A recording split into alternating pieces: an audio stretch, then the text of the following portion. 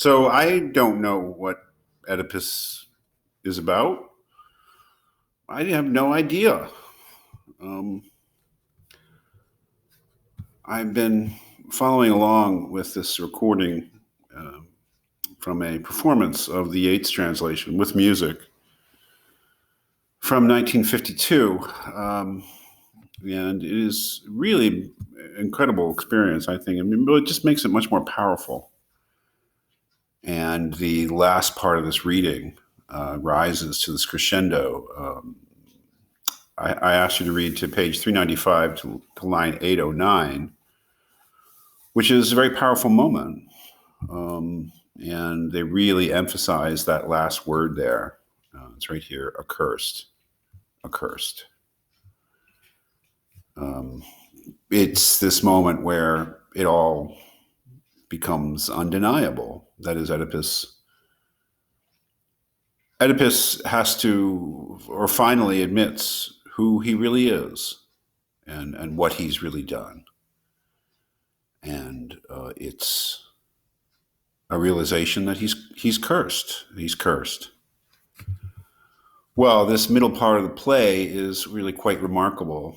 I asked you to read the first part up through the scene with Tiresias, the blind prophet, who hints at who Oedipus really is. He pretty much comes out and says, "You are the man that you seek. You are the murderer you seek." The Oedipus has made this grand promise to save Thebes.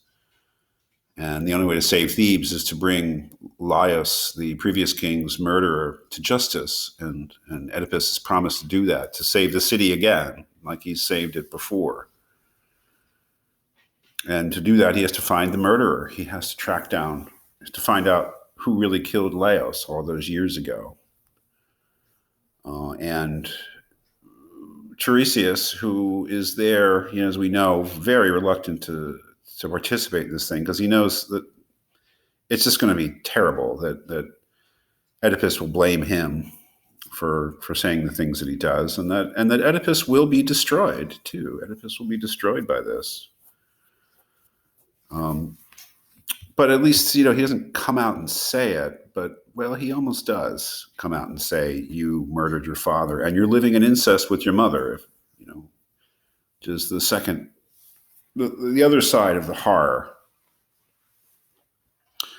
And what makes this play still disturbing after all these thousands of years, after 2,500 years, the play is still very powerful and disturbing and is troubling. In this middle part of the play, Oedipus, he swerves between being committed to finding out the truth, proving the truth about the murderer, but proving the truth about the murder of Laios turns out to be proving the truth about himself. Saving the city of Thebes turns out to be bringing, it can only be done through bringing about his own downfall. Makes us all, I guess that's irony. He can only save Thebes by destroying himself, which is to say, just learning the truth about himself, which no one really wants, right? No one really wants the truth, especially Jocasta, his wife, who, let's face it, is also his mother, Jocasta, Laios' wife, who Oedipus married when he showed up in Thebes and saved the city from the curse of the Sphinx by answering the riddle. Jocasta encourages him just to let the matter drop, and pretty much everybody does. No one wants to be responsible for bringing out this truth. I guess it might be crazy that Jocasta, she perhaps doesn't really want to know the truth either, of course, because she's part of this. So many different ideas floating around here, and ideas that connect obviously to certain things that we've read. One of these is the idea of piety, of course.